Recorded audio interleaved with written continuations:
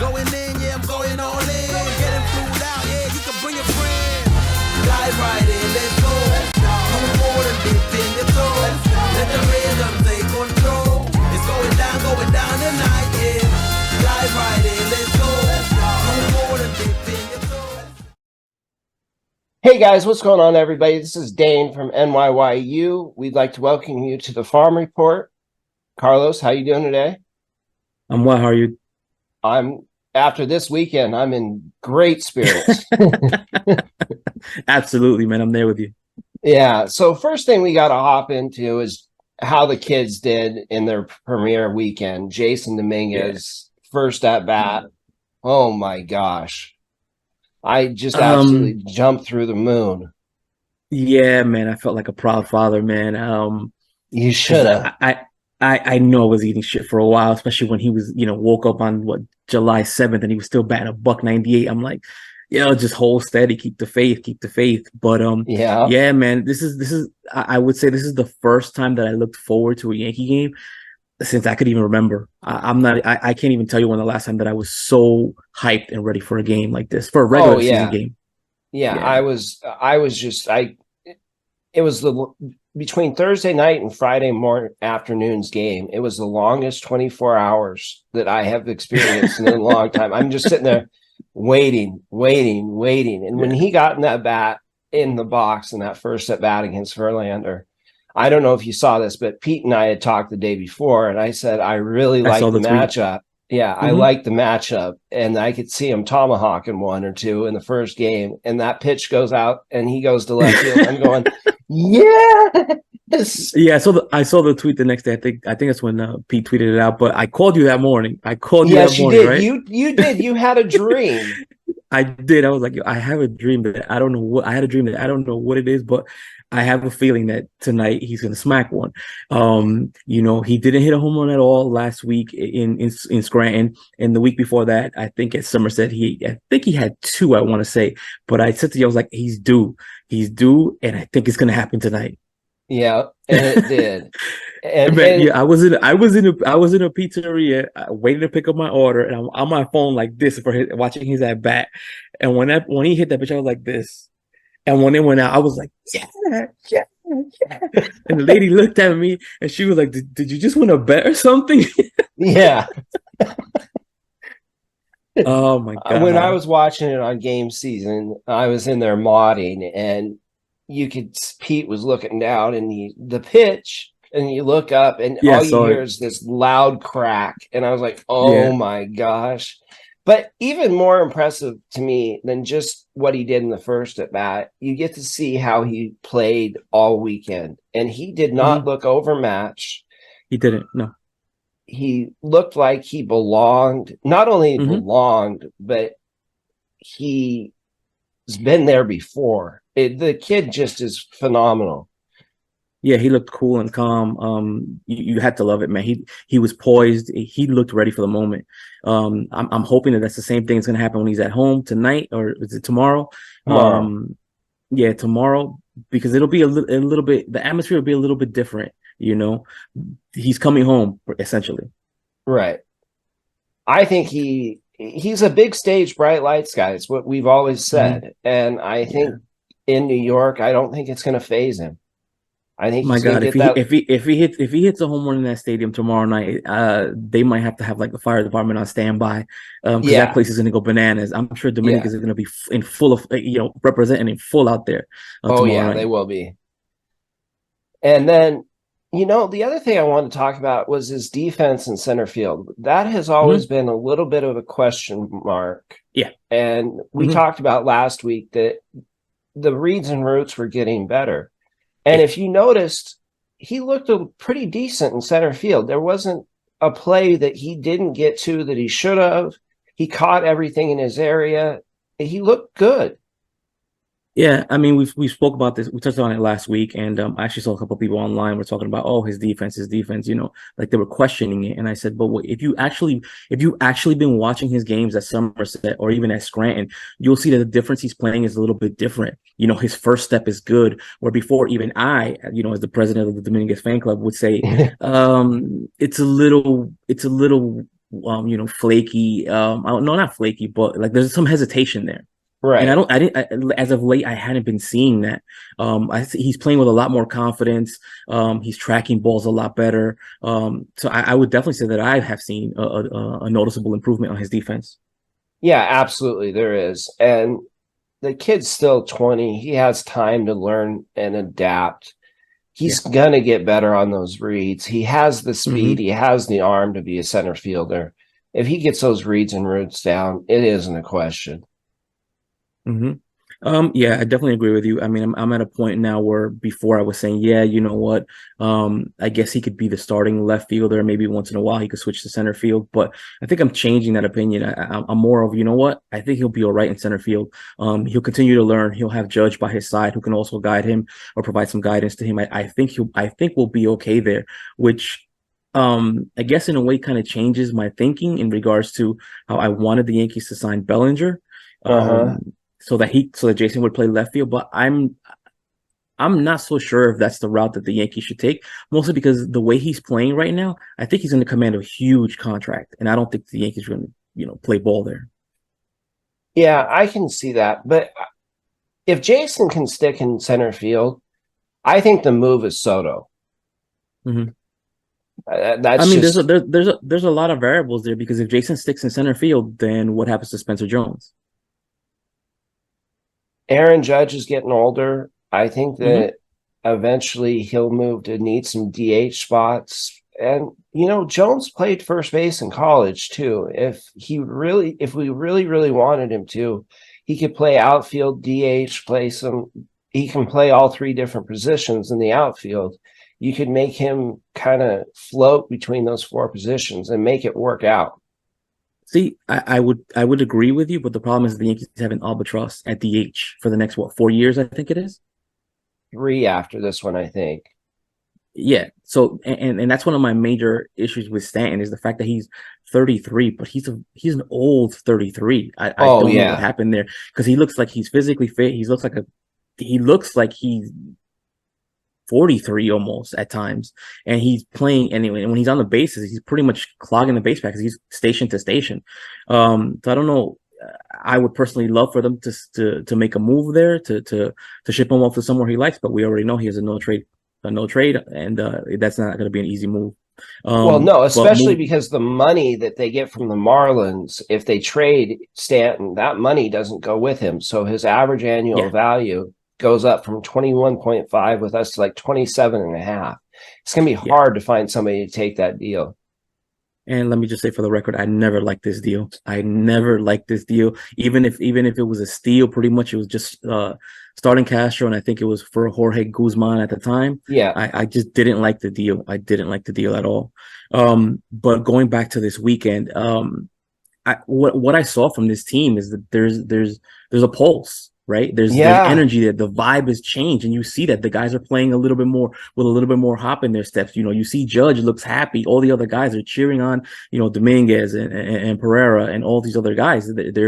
They've just injected new life into this team, and that's something that we have been calling for a long time.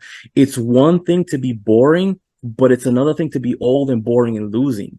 Yes, it was amazing because everything usually focuses on Judge. And what he does, how that team goes is how Judge goes. The team goes, yeah.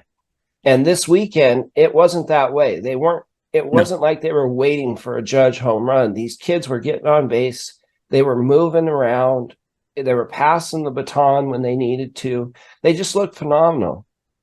What I saw from this team was especially the baby bombers, and I'm sorry, but I am not calling them Utes or whatever the hell it was that Utes or that K was calling it. But what I saw from them was like a naivete, right? They just didn't know any better. You're walking to Houston Stadium, which is a place that has spelled doom for the Yankees for I would say maybe the last 5 or 6 years or something like that. And they were like, we don't care. And what I loved about them is that the baby bombers weren't all just swinging for the fences. They all weren't trying to be the hero. They just kept going, right? Hitting a single here, hitting a double there, smacking the ball into the gap. That's what I love to see. And another thing is we have left-handed bats, which balances the lineup now. Yeah, it's actually a really solid lineup. But speaking of one of those left-hand bats, we got to talk about Austin Wells and the way he looked this weekend. Yeah. He got his first hit out of the way in the first at bat. He had professional at bats, but the biggest question has always been his ability behind the plate. And you and I had talked a lot about he's good at everything. Pitchers love pitching to him. It's just the arm's a little weak. But he threw that guy out last night. Yeah, he threw Dubon out last night. Yeah, this is something that we've spoken on before. Yes, there were questions about his defense coming out of college, but he has worked at his craft. He has worked at it. He has said for since they drafted him, which I think was in 2020, 2021, 2020.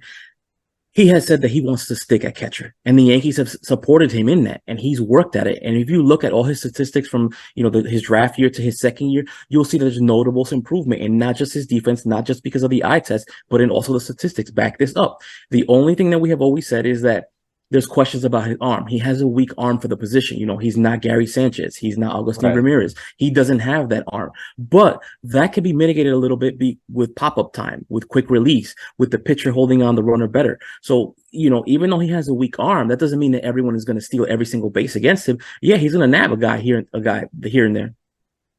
No, somebody made the point that nobody noticed him behind the plate and how good a sign that was. And I hadn't thought of it that way, but they were right. That is a great sign that you're not noticing him behind the plate. He's not making any egregious missteps or anything like that. He looks like he belongs behind the plate. Yeah, and I've been saying this for over, I want to say about a year now. I said that when Wells arrives, Yankee fans are going to love him. This is a guy that you want on your team. This guy is a leader, and he's showing that. And again, the fact that, piggybacking off of what you said, the fact that no one really noticed him behind the plate speaks volumes, right? Yeah, I think Michael King was even praising the game he was calling yesterday. He did. Michael King came out and gave him some big support. And Severino and Rodon also threw to him, and they have thrown to him before, and you could see that they were completely comfortable working with him. Yeah. There's not going to be I don't think there's going to be a big adjustment for the pitching staff at all. I think that he's just fine. I mean, to me, I think the biggest test is Cole, right? Because he's the one who's particular about who he's throwing to. But maybe that's not an issue because maybe he's going to be throwing to Higgy. So I have no qualms or I have no beef with him behind the plate. I don't think I've ever have. The only thing I have ever called into question or have said about him is the arm strength, and anything after that is for me. There's no argument. Just being critical for no reason. Like I said, the guy hits. He's a left-handed bat. He's gonna be really good in Yankee Stadium, and he calls pretty good games. Yeah, he does. He calls very good games. Now, he's a guy that wants to continue to be better as a catcher, so that's something that you want to see. And it takes catchers longer to develop. It just does. So give him a little time, and I think that he can be someone the Yankee fans will very much enjoy behind the plate. But hopping into go ahead. Well, before that, I just want to talk about Everson Pereira real quick. He had a pretty big hit. I want to say Saturday. I know he had 2 RBIs. He had 3 RBIs this weekend. I know the hits aren't really dropping for him. If you look at the average, it's not where you want it to be, but he's making good swing decisions. He's barreling the ball well. I think his hard hit rate was up over 60%. His average exit velo was about 92 miles an hour. So it's going to happen for him eventually. You just got to be patient with him. We've said this before, that once he catches on, he's very streaky. I want to say he's streaky in the fact that when he's locked in, he's going to be locked in for like a week, and that's what we're waiting to see. Yeah, or longer, and that's what we're waiting to see. Once he figures it out, you're gonna see the Everson Pereira that was at Somerset, that was at Scranton early on. You're gonna see that. Just got to be patient with him. He'll reward you later on. Yeah, he will. And his defenses look good. He looks good on the bases. The kid's got wheels. One thing I wanted to mention real quick. I saw there was, I want to say 3 defensive highlights for him this week, which is already better than what the Yankees have done all season long in left field. 100%. I still have a beef with Flo not being in left field. I just got to talk about his numbers over the last couple of years. We were talking before. Why don't we go over his numbers, what he's done? Well, real quick regarding Flo, for the last 2 seasons, I looked them up. Well, let's say 2021, right? In 2021, he hit 218 with 404 slugging, 31 extra base hits, 13 RBIs. He followed that up in 2022 by hitting 282, 368, 850 OPS, 48 extra base hits, 15 home runs, 39 stolen bases.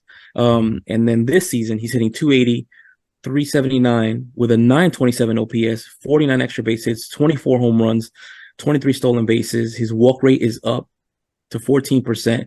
His K rate is down under 30%. So there's been a steady progression from him. And he's pretty much right now where the Yankees wanted him to be, and the Yankees just aren't paying him any attention. It drives me nuts. And he is an elite defender at all three outfield positions. I think that he should be up getting a look. He should. I mean, look, this is a kid who's I think he's 25 now, I want to say. So over the last 2 seasons, he's hit 282 with 374 on base, 97 extra base hits, 39 home runs with a 13% walk rate and a 30% K rate. That's a shot. That's a guy that you want to at least give a shot and just to see what he can do, if he can adjust. But again, the Yankees just aren't about that right now. Yeah. So jumping into AAA, what it's kind of a slow week on the farm in the top 2 levels because everybody got called up, which is fun it's in transition basically. Team. Yeah, absolutely. Everything is in transition right now. Last week, Carlos Narvaez was the player of the week at Scranton. He hit 429, 2 extra base hits, a home run, 2 RBIs. That's another guy that we thought would or maybe should have gotten a look this season. I think he's a Rule 5. Yeah, I believe he is. He played really well during spring training, and the Yankees seem to like him, but he just never got the call. Again, and right behind him is our friend Andre Chaparro. He had 364, 803 OPS, 2 extra base hits, 3 RBIs. You also have Brandon Lockridge, who hit 333 with a 529 on base. He had 5 walks, 4 steals. And what's sad about every guy that you just mentioned, they're all Rule 5 eligible and have never gotten a shot. Yeah, no. I mean, one thing about Lockridge is I wonder if the Yankees will keep him around because he's a guy who could be a good, 4th or 5th outfielder, a guy that pinch runs for you. And he's playing well right now at AAA. Yeah, he is. He's older at 26, but he is a guy who's got unbelievable speed, plays elite defense. All 3 positions.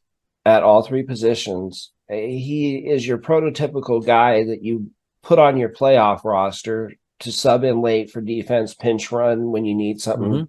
He's going to have a job in the major leagues doing that because he's good at it. On the pitching front, you had Will Warren, who threw 6 shutout innings with 6 strikeouts. You had Clayton Beeter, he threw 5 innings, 2 runs, 3 Ks. And Aaron McGarity threw 3 1/3 with a run, no walks, 4 Ks. Now, I saw something with Beeter that he's struggling with his command. He has been for a couple weeks.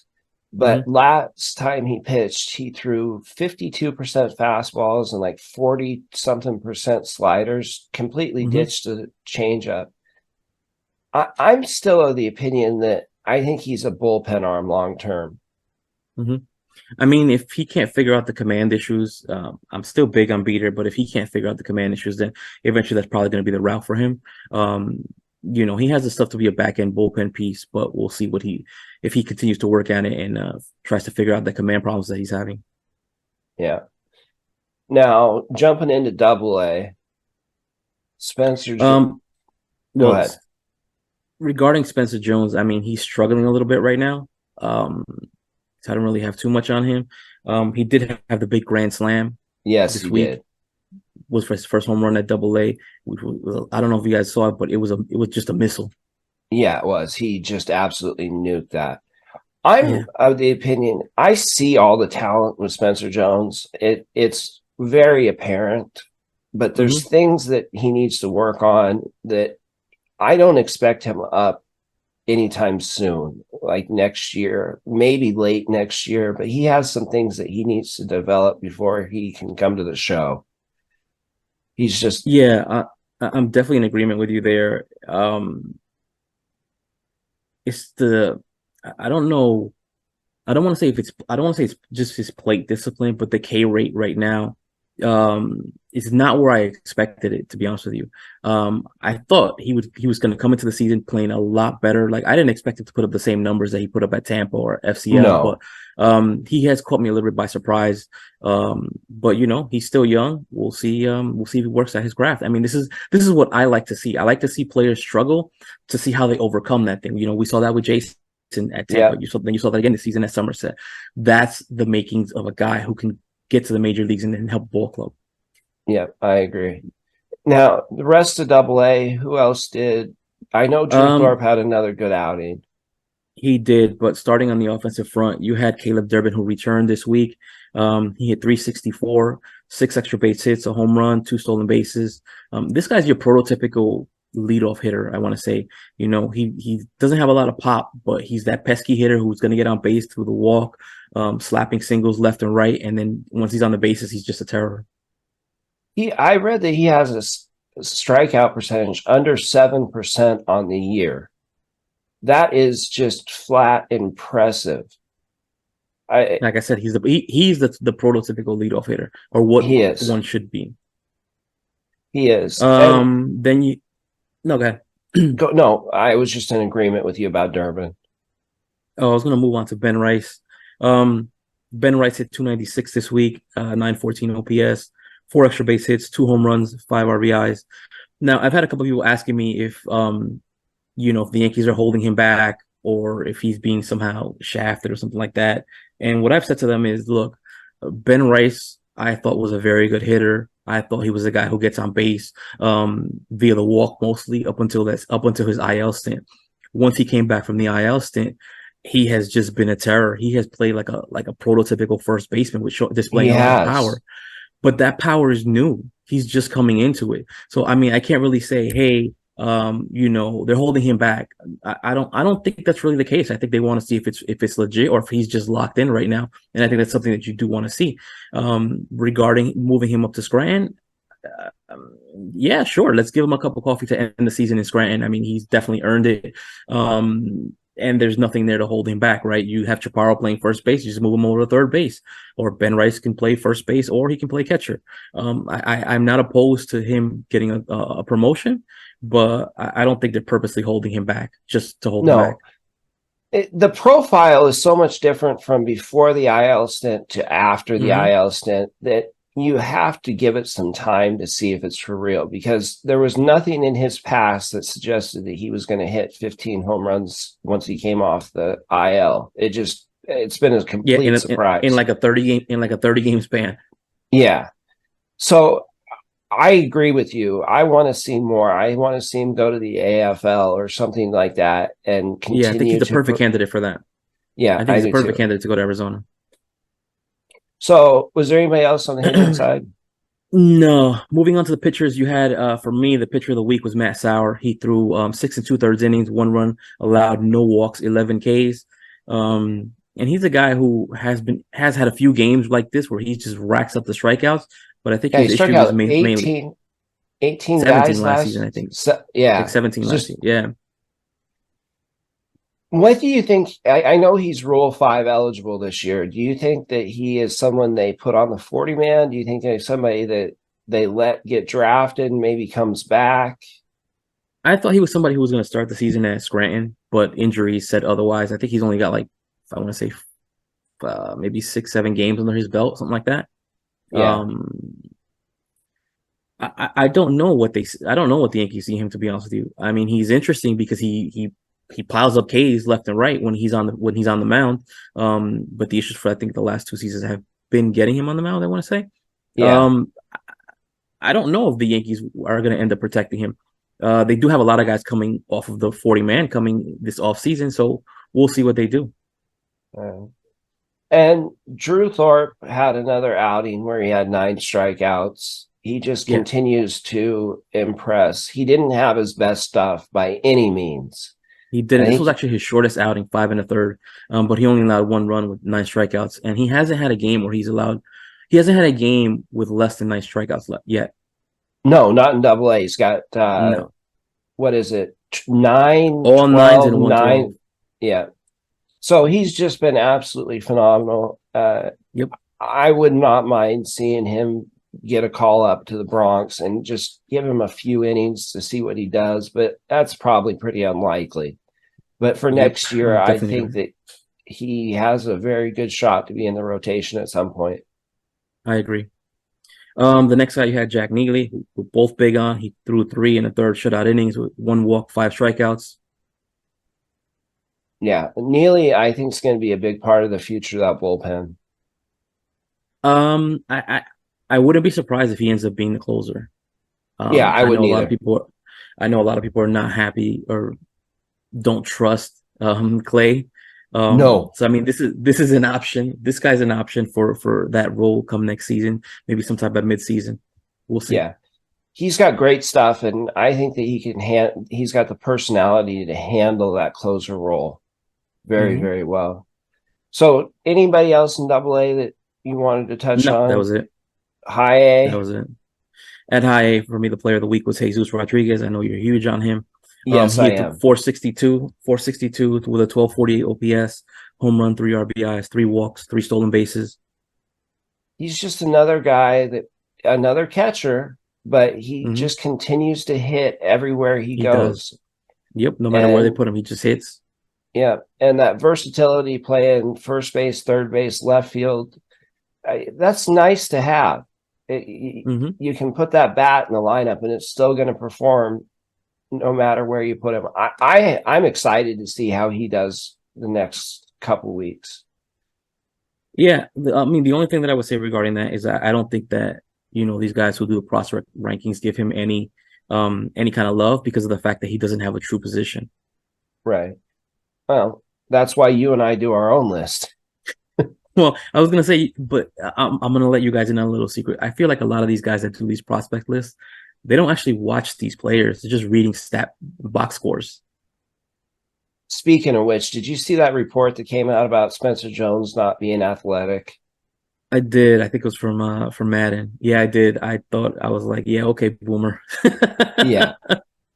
You got a guy that's 6'7", gracefully running about center field like a gazelle. I think he's stealing like 30-something bases. I've seen him go from first to third on a single. Yeah, okay, sure. That just tells me you're reading box scores and you're not actually watching these games. And I know you're a Yankee beat writer, so you don't have time to do that. I get it, but like, let's not just make shit up. Yeah, that was my almost exact thought. Let's not just start making shit up. It's almost like clickbait, right? Yeah, that was clickbait for me, but yeah.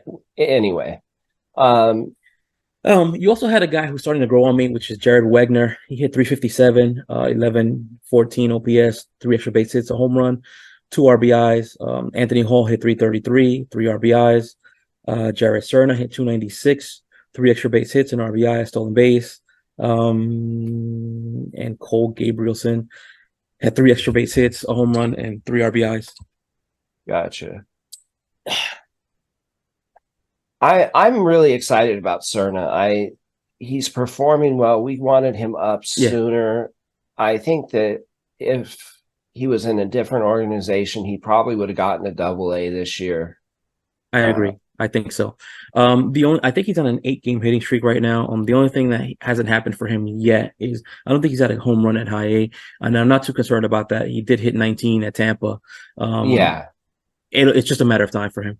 Yeah, he's an extra base hitting machine. I'm not worried in the least about seeing his bat come around. Now, at low A. Well, before we move on the pitching front, there's a guy that first I've seen him a lot as of late, which is Cole Ayers. He threw 4 2/3 innings, 6 strikeouts, 1 run allowed. He's pitching really well. I got to look at his numbers for the month, but this is a guy that I'm starting to keep an eye on. Should be in Somerset at some point, maybe to start the season next year. Yeah. I don't know if you've seen any of his stuff lately.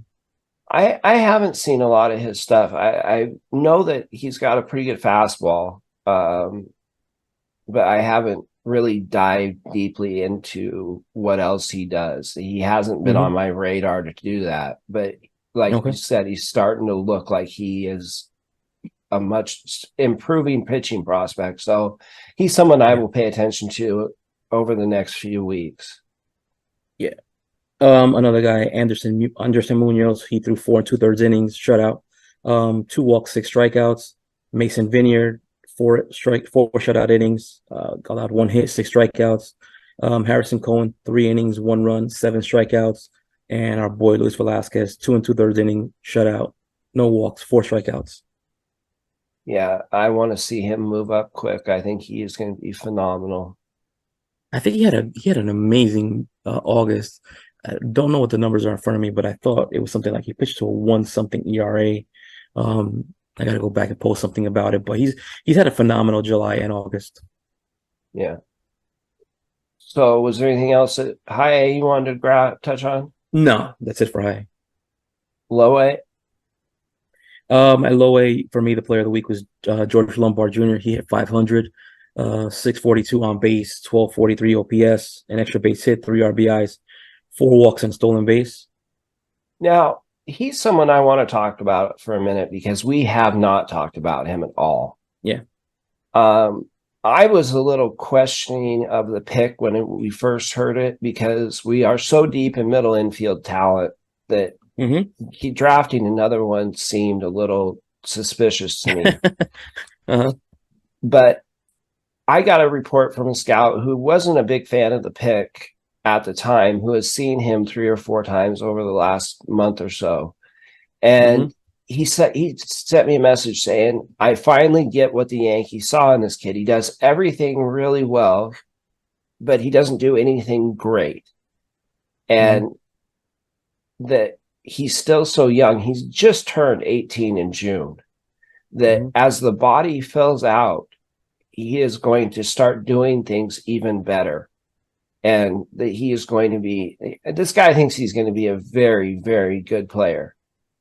And that he can stick at shortstop. So it adds another shortstop. And he might take a while to develop because he is so young. But the tools are just crazy on him. I mean, I don't have much to say in regards to Lombard. I've never actually watched him play. My hope is that when Tampa comes down here around West Palm Beach, I'll be able to see him a couple times, and hopefully Roderick as well. Yeah, I'm looking forward to Roderick. I think that he's so good. Anyway, anybody else at high A? Well, you had Nelson Medina. He had 308, 2 extra base hits, 3 RBIs, 3 walks. He's a guy that should have been in Hudson Valley. I think the injury probably prevented that from happening. Yeah.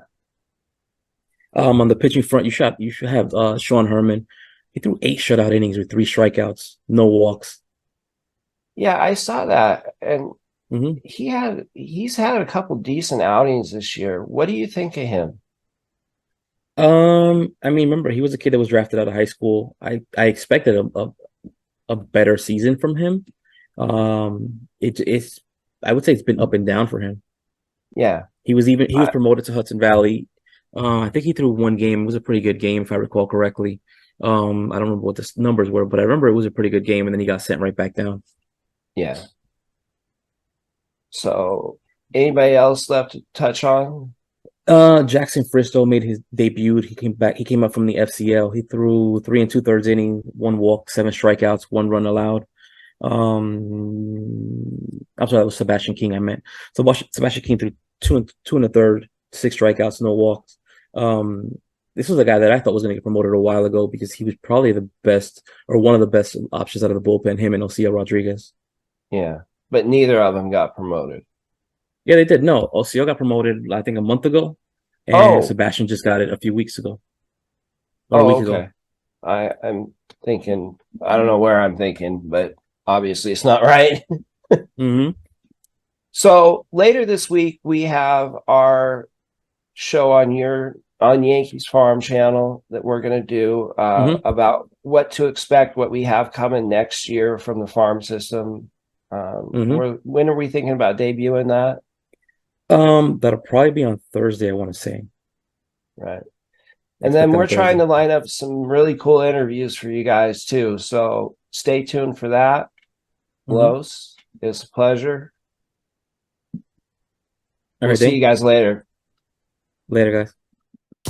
promise, but I do my best. 25 sitting on 25 racks. Just got started, no, we ain't done yet. Bought a new crib, that's a goddamn flex. Sign that check. Told them last year that I been up next. Can't take calls, but I send that text. From way downtown, but the shit's still wet.